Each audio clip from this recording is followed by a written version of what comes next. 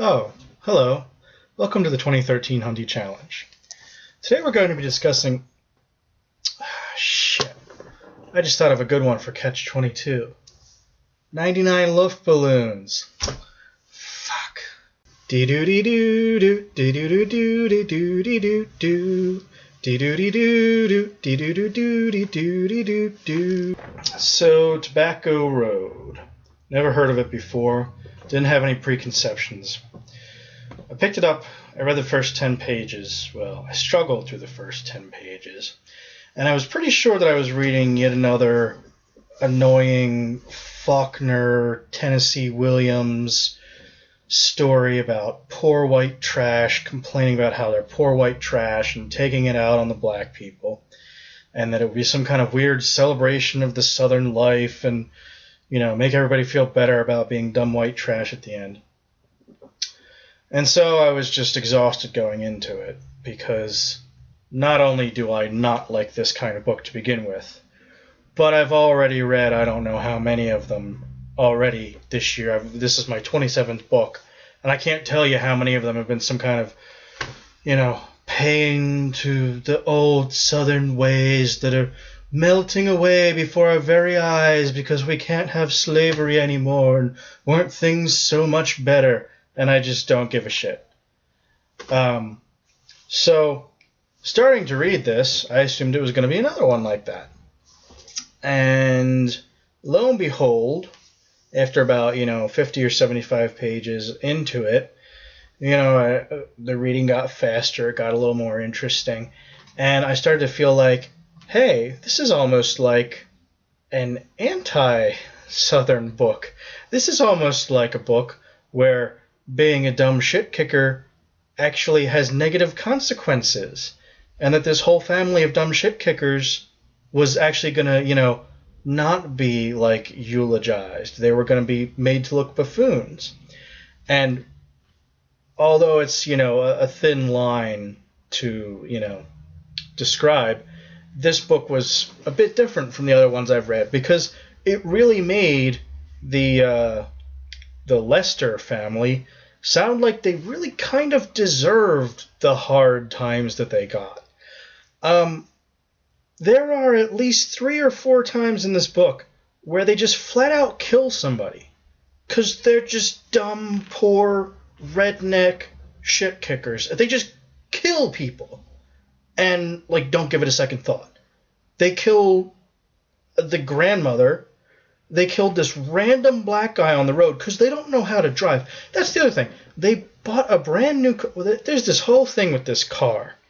So there's this weird wandering preacher lady who decides she's going to marry one of these Lester family people. And she has $800 to her name. So because she's a dumb hick, she walks into town and shows the car dealer, who I gather even in the 30s they didn't trust car dealers. But she walks into the car dealership, holds up her checkbook, and says, "Here's how much I got. I got $800. Give me a car." And what do you think the car dealers did? They said, "Well, here's a car for $800. So she buys a brand new car, lets this dumbass shit kicker dude drive it around everywhere. Not even a day goes by, they've already ruined the front, put out a front running light, mashed in the back on a tree, sold the spare tire. These are just the dumbest people. You're almost like there's a little bit of sadness running through it. I'm not going to lie.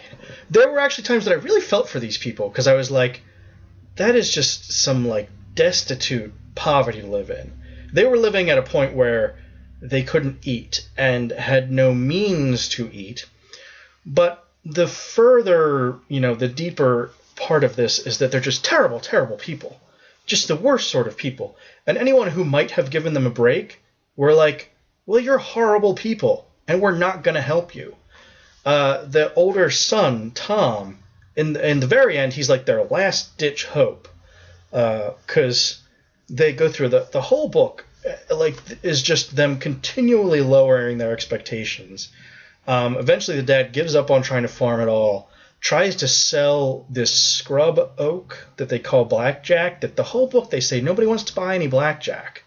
And finally he gives up on trying to sell blackjack. And finally his last hope in the end of the book is, well, maybe my older son will give me some money. And of course he's like, no, my dad can go to hell. He's a dumbass shit kicker who won't leave the farm that he grew up in and that he doesn't even own. It's just like, it's almost like, it's tragic, but it's almost like farcical. So I would, give my recommendation to this book. It's not bad. It's not a hard read. It's kind of funny.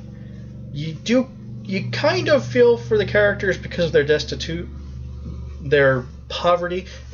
In a way, it's kind of like the guy from Sister Carrie. I can't remember his name right now. It's like he was a complete shithead, but even so, you don't like to see anybody fall that far.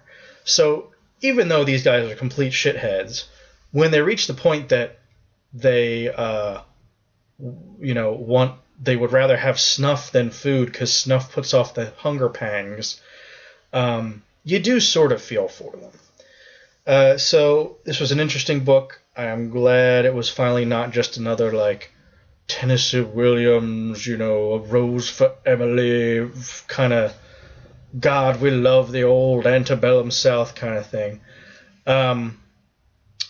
Thanks for tuning in, and we'll see you next time.